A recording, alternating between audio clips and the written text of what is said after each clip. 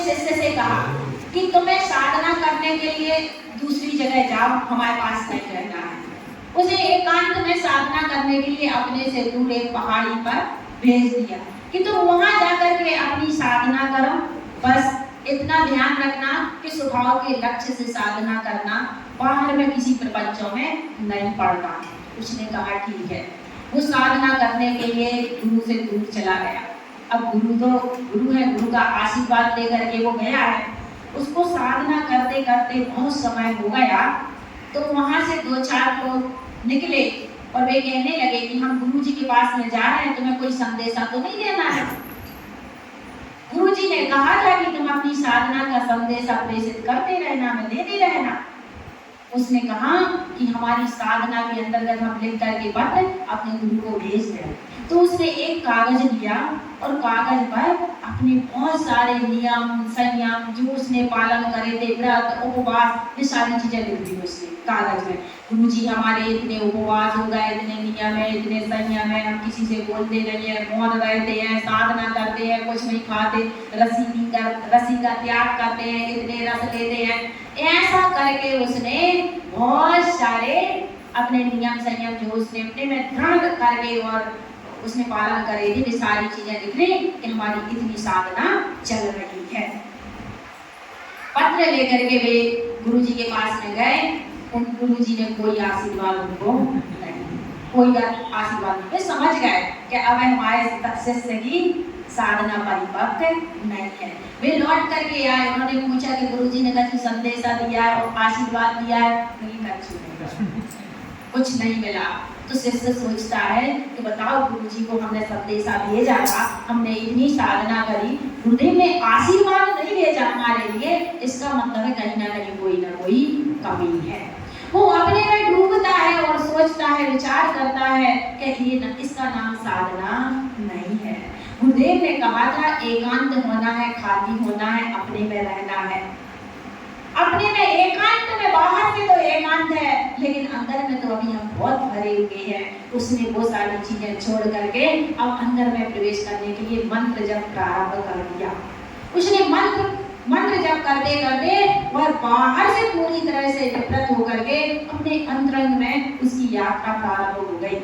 उसने फिर कुछ दिन बाद वहाँ गुरु जी के पास में कुछ लोग जा रहे थे, तो उन्होंने कहा कि अगर गुरु जी को कोई संदेशा देना हो तो दे दो। उसने अब की बार कागज में लिखा कि गुरुदेव, मन में बहुत शांति उत्पन्न हो रही है, मन में बहुत आनंद आ रहा है, क्रोध कसाई चली गई है, समता शांति जीवन में प्रकट हो रही है, सहजता और सरलता आ गई है। गुरुदेव आपके आशीर्वाद से हमारी साधना बहुत उत्कृष्ट चल रही है।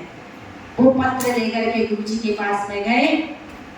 गुरु जी ने कहा हमारे शिष्य अभी बहुत बाहर है, अभी साधना सच्ची नहीं है।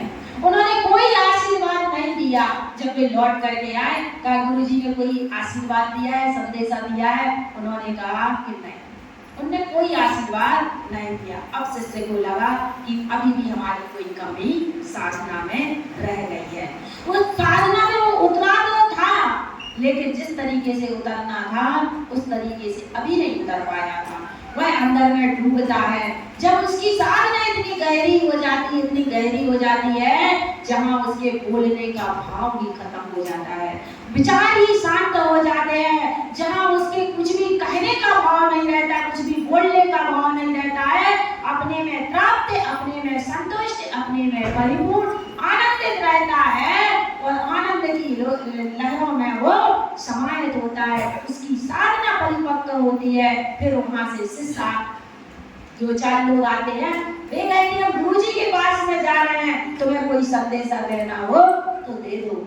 उसने कागज निकाला लेकिन कुछ लिखने का भाव नहीं आया। उसने कोरा कागज गुरु के पास में भेज दिया कि भाई संदेशा तो देना है, लेकिन कुछ भी लिखने का भाव नहीं है, कुछ भी बोलने का भाव नहीं है, कुछ भी कहने का भाव नहीं है। इसलिए अब हम कुछ नहीं लिखते। पूरा कागज गुरु जी के पास में पहुंचा। उन्होंने कहा कि अब हमारे शिष्य की साधना सही है। क्या हुआ? साधना सही का मतलब क्या है कि अपने से खाली हो जाना, पूरी तरह से खाली हो जाना।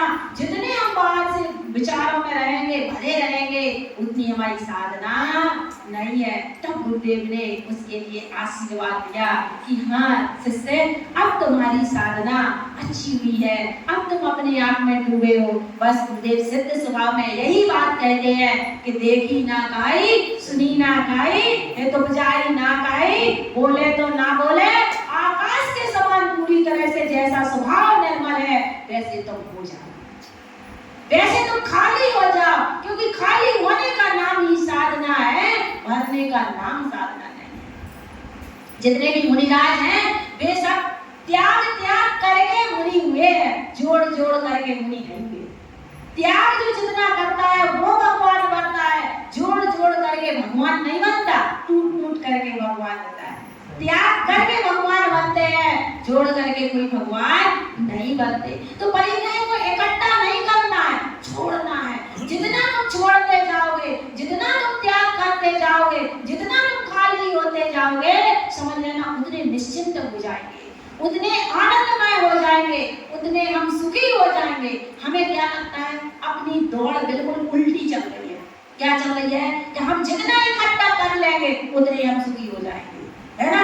हम जितना परिग्रह जोड़ लेंगे, जितनी हमारी पैसा आ जाएगा, हमारे पास में आभूषण आ जाएंगे, है ना, परिग्रह इतना इकट्ठा हो जाएगा, मकान बन जाएंगे, दुकान बन जाएगी, गाड़ी आ जाएगी, नाड़ी आ जाएगी, ऐसी जितना ज्यादा होता जाएगा उतने हम सुखी हो जाएंगे। लेकिन ये दौड़ हमारी गलत है, उतने हम दुखी होते हैं। आपका एक खेत है, एक खेत के विकल्प चलते हैं, कल 10 खेत हो जाएंगे तो 10 के विकल्प चलेंगे। आज एक दुकान है, एक की